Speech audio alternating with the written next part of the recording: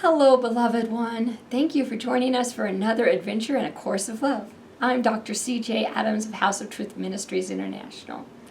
Let's take a moment to center and to refresh ourselves to get ready to hear anew. Loosen up the muscles. Take a deep breath. Breathe out stress. Settle into our centers.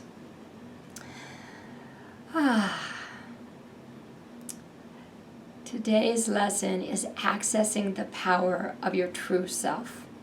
It comes from the Prelude. I'm going to read a couple of passages and then we will discuss a few of the highlights.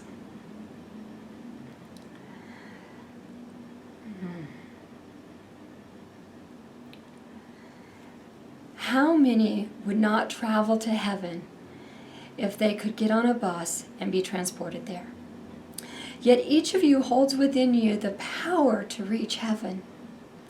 Knowing yourself as who you really are is the only thing that will allow you to quit fearing your power. Jesus accepted his power and so brought the power of heaven to earth. This is what the Christ in you can teach you to do. This is miracle-mindedness. This is love.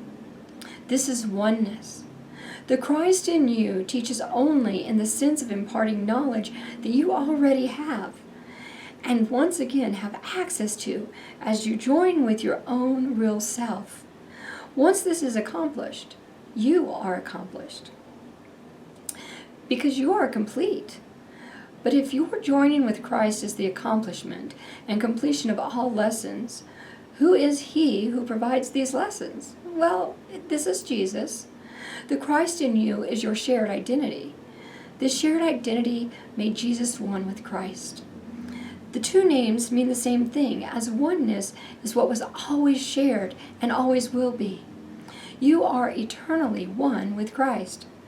The only way you can identify Jesus differently is to relate to Jesus who was a man, the Jesus who existed in history.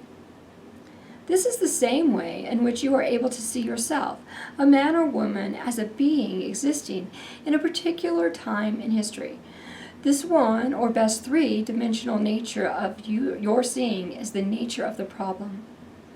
If you cannot see yourself other than as man or woman living in a particular place and a particular time, you cannot see yourself. This Jesus came to you again in a way that you can accept to lead you beyond what you can accept and what is true. To tell somebody, even a young child, that a caterpillar becomes a butterfly is seemingly unbelievable. This does not make it any less true. The butterfly, although some perceive it as being lovelier to behold, is still the same thing as the caterpillar. The caterpillar did not cease to exist. It simply transformed into what always was. Thus it would seem as if the butterfly is both butterfly and caterpillar, two separate things becoming one. You are well aware of the fact that if you could not see the transformation take place with your own two eyes, you would not believe that these two seemingly disparate creatures were the same. Someone telling you this story of transformation without being able to show you proof that you could see would be accused of making up a fairy tale for your amusement. How many of you see the story of your own self in this same frame of mind? It is a nice fairy tale, an acceptable myth, but until your body's eyes can behold the proof, this is what it will remain. This is the insanity of the nightmare you choose not to awaken from.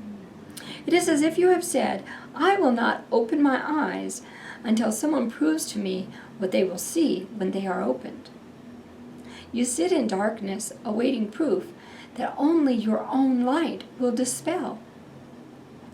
Your willingness to learn is evident, or you would not be here. You have been told and told again that a little willingness is all that is necessary. Why do you seem then to have not advanced, or to have advanced only a little bit, when your willingness is mighty? Only because you have not vanquished the ego. You learn, and then you let the ego come and take all you have learned from you again and still again. It is ingenious in its ways of getting you to turn back again and still again until you feel as if you are going in and out through a revolving door. You were yourself before you began your learning, and the ego cannot take yourself from you, but can only obscure it. Thus, the teachings you need now are to help you separate the ego from yourself, to help you learn to hear only one voice. This time, we take a direct approach, an approach that seems at first to leave behind abstract learning and the complex mechanisms of the mind that so betrays you. We take a step away from intellect, the pride of the ego, and approach this final learning through the realm of the heart. This is why, to end confusion, we call this course a course of love. Oh, in this journey through a course of love, we indeed have to put away the ego in order to transform into the magnificence that we are, like that caterpillar turning to a butterfly. We have to be able to see in each moment that we are more than what this physical form, this time and place tells us we are. Jesus understood that he was not the man born in a time and place about 2,000 years ago. He knew that he was love incarnate, that he was God in form, and so he walked each motion of each day that way. Through a course of love, he is walking with us again, helping us to open our hearts, to hear anew, to recognize that these physical eyes are not where we are going to see truth. Our physical eyes lie to us so often. How many times have you seen on Facebook or someplace else an optical illusion where it looks like something is moving and it's not? That's just one simple sign of how our eyes lie to us. Our ears deceive us all the time. We thought we heard someone say something, and what they really said was absolutely opposite. Our power is not in what we see in our physical form and our physical being. Our power is in coming into an alignment with our highest and truest self. That highest and truest self is the Christ within, is the oneness within. As has been demonstrated here, in order to reconnect with that self, we have to choose to move into our heart and let our heart move for a while.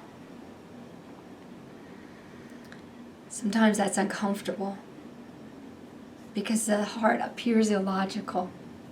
Some of what you'll hear through a course of love will seem entirely illogical. But that doesn't make it any less true. How would a caterpillar, that furry, fuzzy, crawling thing, someday have wings and fly? Seems illogical, but it's truth. Consider a course of love a process of transformation for you, where you move from one stage through the cocooning process of love in a course of love to your truest identity, the magnificence of you that can soar in all directions beyond this three-dimensional limitation of what you see. Now, you do not need to believe a single word that I say. Course of Love is here just to give another look, another way of thinking about things. You have your own unique path toward discovering your highest self and your purpose. That is welcomed at all times. But do come again for more adventures in A Course of Love. You might be surprised what you discover on the other side. If you'd like more information about A Course of Love, please do visit our website, acourseoflove.com, or find our love community on Facebook at A Course of Love USA. To make a donation or to learn more about me and House of Truth Ministries, please visit my website, CeeJayAdams.com. That's CeeJayAdams.com. I am a full-time minister and a transpersonal counselor. I'd love to serve you in any way as you go through this transition. I do provide visioneering sessions, which are laser-focused times where we use spiritual wisdom, counseling techniques, and metaphysical truths to look at your core issues, areas you'd like to grow, or to set goals for your future. Thank you for coming on this journey of co-creation. Step into your power. Until we meet again, take every opportunity to discover you, who you are beyond the hair or the lack of hair, the eyes, the nose, the mouth. Who are you beyond that? Who are you beyond the roles of mother or father or sister or brother, a worker bee or a president of a company? Who are you? You are magnificence. You are love incarnate. You are the accomplished. You are ready to soar in the power of your true self. Ah, beloved one, until we meet again, so much love and many blessings to you.